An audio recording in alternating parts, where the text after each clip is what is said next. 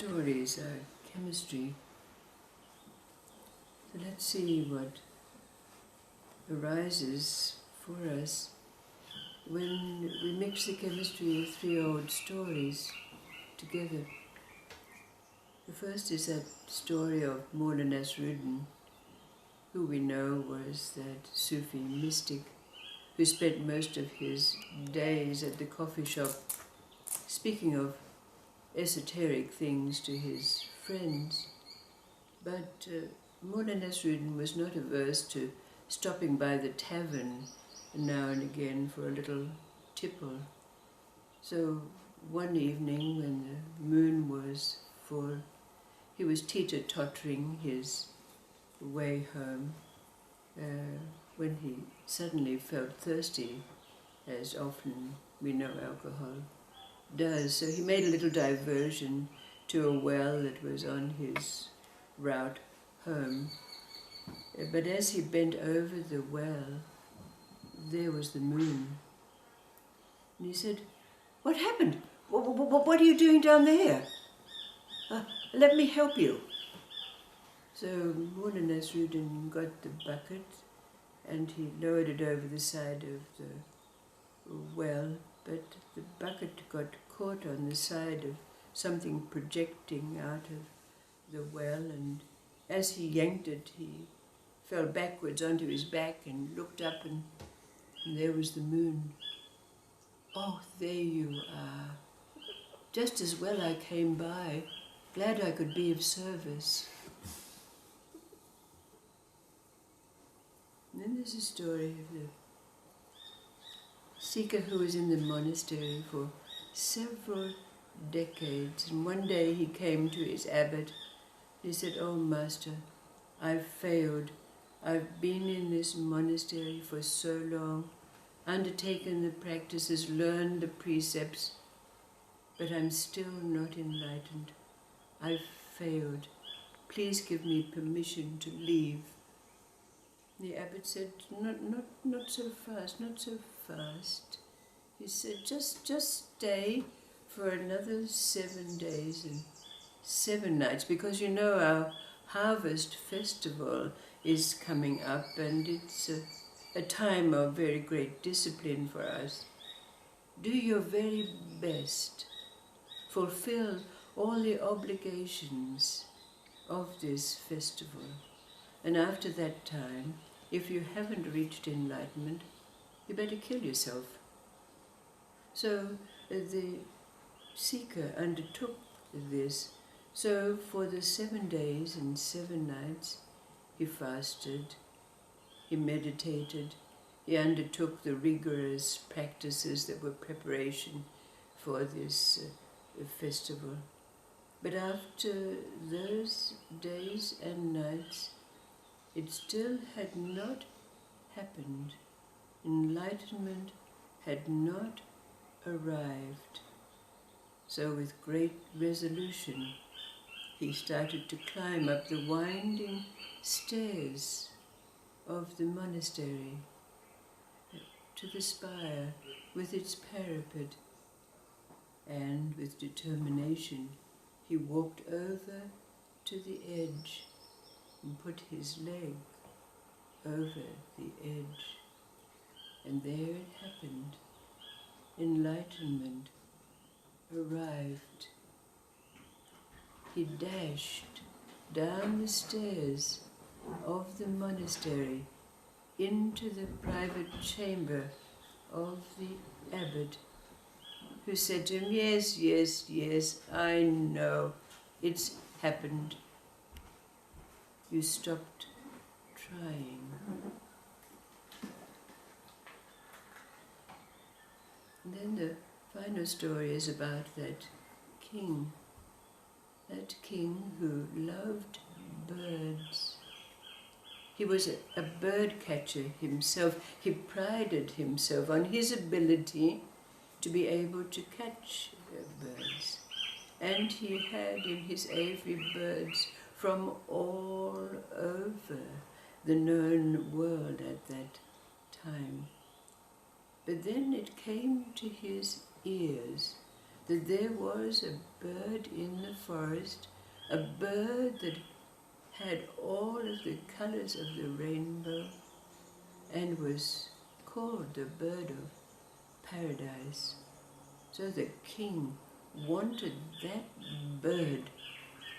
So taking his bird-catching equipment, his rope ladder and his net with a long handle on it, he went out into the forest to find this bird of paradise. And sure enough, his ear was drawn to the sound, the mellifluous sound of the bird. And using the eyeglass that he carried with him, he looked up, and there it was, in the top branch of a tall tree. So, taking his long pole with its net on the top, he tried to catch the bird, but the net failed. In fact, it fell down and hit him on the head. He put up his rope ladder, and that too was a failure. He tried to make the sounds of the birds that would coerce the bird of paradise out of the tree, but to no avail. So he sat down on the ground, feeling angry and frustrated. But all of a sudden he heard a sound in the forest, and out of the trees came a troop of strange-looking beings. And they were speaking a language with an accent that was so heavy, he could hardly understand what they were saying. But he managed to ask them the question, well, who are you and where do you come from? And they replied, oh, we are brothers, and we're a troupe, we're acrobats, we can sing, we can dance, we can recite poetry, we can acrobat. And they asked him in their broken way of speaking his language why he was so sad, and so the king explained that up in that tree, and he pointed to where the bird was a bird called the bird of paradise that he wanted. Oh, said the brothers, we can fix that, we can do that for you. We're acrobats.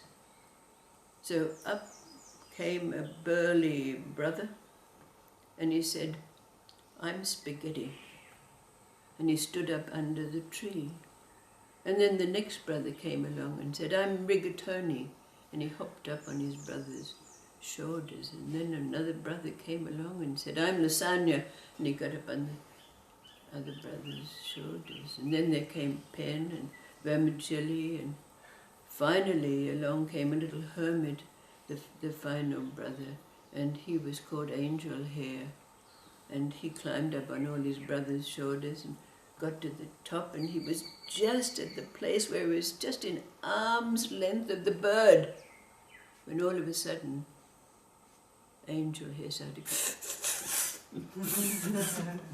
and all the brothers suddenly remembered, oh my God, Angel Hair is allergic to feathers.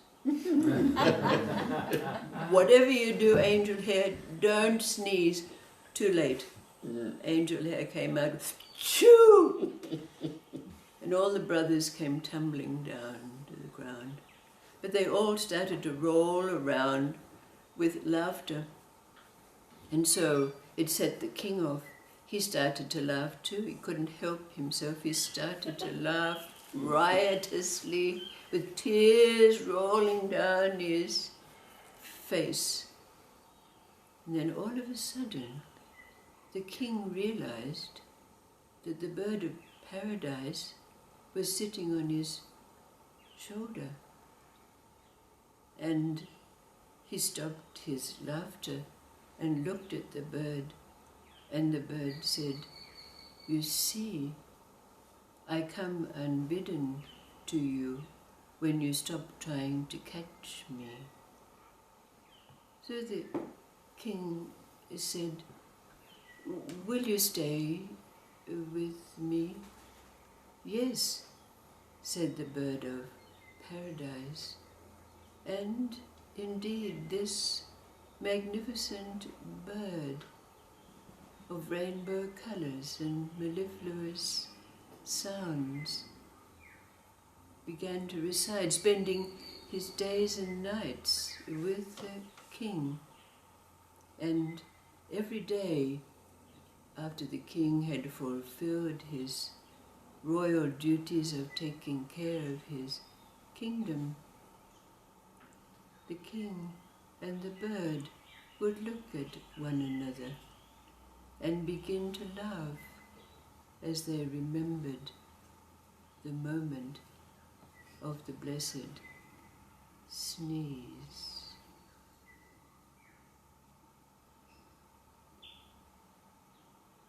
We can analyze these three stories, and their point is quite clear if we look at them separately. But recognizing that they're a chemistry, what do they evoke for us? And perhaps you won't mind if I have a true confession of what they evoke for me. Every day at night I lay down to put my head on the pillow, and the words that come to my lips every day without fail are, "It is thy will, and thy will alone that can be done." And then God and I look at one another and laugh when I remember the silly old woman who spends her days pretending to save the moon from the well.